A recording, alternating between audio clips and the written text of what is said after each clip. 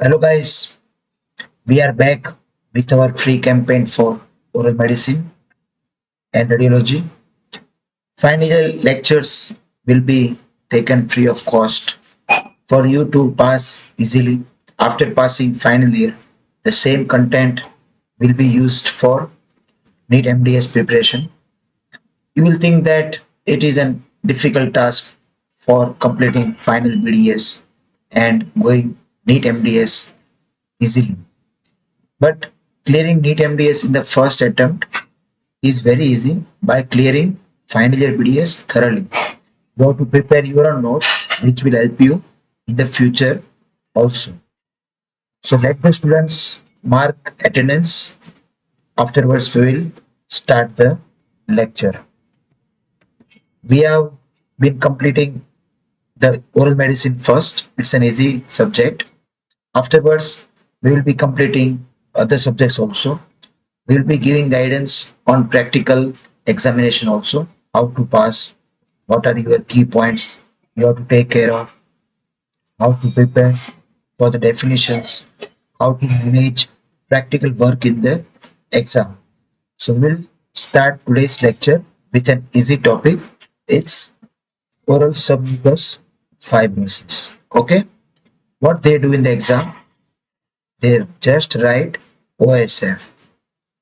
Okay, so you will think that what is this, but it's a short name for oral submucous fibrosis.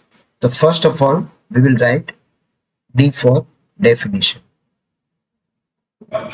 Slowly progressive chronic fibrotic disease of oral cavity and oropharynx. Okay, वो क्या है? वो एक chronic disease है, fibrosis वाली, slowly धीरे धीरे progress होती है। और उसकी कैरेक्टरिस्टिक क्या है? तो फाइब्रोइलास्टिक चेंज आता है, किसमें? म्यूकोजा में। उसका इन्फ्लेमेशन होता है और फाइब्रोइलास्टिक चेंज आता है। उससे क्या होता है? तो मुंह खुलना बंद हो जाता है, स्वेलो भी दिक्कत होती है और बोलने में भी दिक्कत होती है। ठीक है, तो उसकी डेफिनेशन ये है, तीन पार्ट में डिवाइड की है। कैसा डिसीज है, कहाँ इफेक्ट करता है और कैसे, और उससे क्या होता है। ठीक है, अब रीजन बताया है, ये हमारा कॉज या इथियोलॉजी क्या है।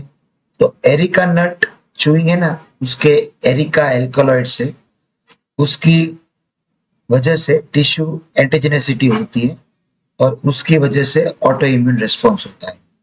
ठीक है, फिर कौन सा साइट और कौन सा लोकेशन ऐसा है कि वो प्रीडोमिनेंट है, तो वो एशियन कॉन्टिनेंट में है और बेसिकली इंडिया के आजू बाजू, क्योंकि यहाँ पे ज्यादातर लोग पान मसाला गुटखा खाते हैं। ठीक है, अब ये जो इंफ्लेमेटरी रिस्पॉन्स है, वो खाने की वजह से टिश्यू में इंफ्लेमेशन होगा, उससे साइटोकाइन रिलीज होगा, ग्रोथ फैक्टर, और वो फाइब्रोसिस कर देगा ग्लूकोजा में। ठीक है, उस हिसाब से हमारा जो बकल ग्लूकोजा होगा उसमें फाइबर्स बढ़ जाएंगे और वो रिजिड हो जाएगा। ठीक है, ये उसकी डेफिनेशन, इटियोलॉजी और साइट। तो अभी हम कैसे नोट्स लिखेंगे वो लिखवा रहे हैं अभी। देखिए, पहले तो आप क्या करोगे, लिखोगे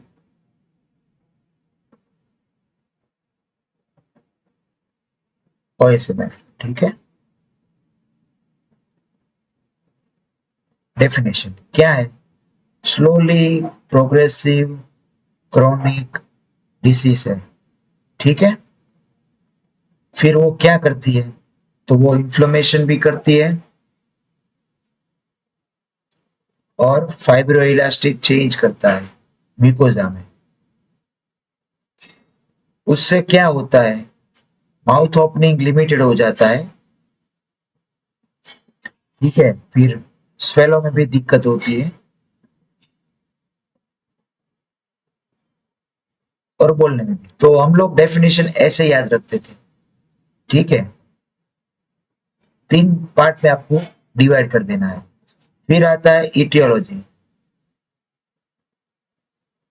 तो अभी हमने कल डिस्कस किया था, इटियोलॉजी के हिसाब से, हिस्ट्री के हिसाब से हमको लीजन और कोई भी डिसऑर्डर होगा तो पता चलेगा। इटियोलॉजी क्या है? वो है एरिका नट, उसके अंदर एरिकोलिन आता है, उसके हिसाब से ये होता है। क्या होता है? ये इंफ्लेमेशन और फाइब्रोइलास्टिक चेंज, उसके हिसाब से डिसऑर्डर होता है। फिर लोकेशन या साइट, कहाँ पे डिसऑर्डर ज्यादा है।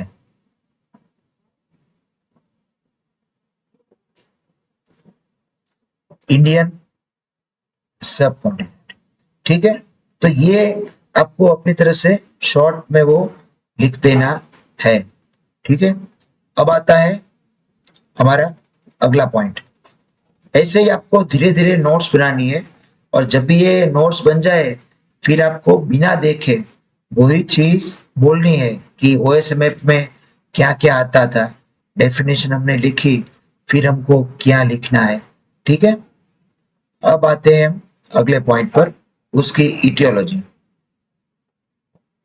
तो इटियोलॉजी हमने बता दी शॉर्ट में कि वो एक एरिकोलिन या एरिकोनट चुइंग से है।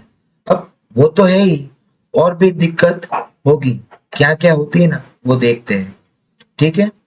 तो मेन रीजन ये है, habitual use of betel and its constituents, ठीक है। जो एरिका पाम, एरिका कैटेक्चू है ना, जो लीफ, उसके हिसाब से ये होगा। और उसके साथ ये लोग चूना भी खाते हैं, मावा के साथ चूना भी आता है, लाइम, उसके हिसाब से भी ये प्रमोट होता है। तो पहला रीजन आया बीटल नट चूइंग, एरिका नट चूइंग, ठीक है। अब ये लोग बोल रहे हैं कि कभी कभार बीटल के अलावा और भी कुछ चीज यूज करते हैं लोग। तो क्या यूज करते हैं? निकोटिन, इथेनॉल और कैफीन, ड्रग्स के हिसाब से, ठीक है।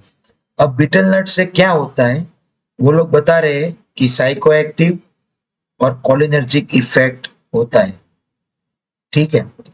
फिर क्या होता है, बीटल जो है ना, वो अपार्ट फ्रॉम ओएसएमएफ, ल्यूकोप्लेकिया और स्क्वेमस सेल कार्सिनोमा के साथ भी जुड़ा हुआ है।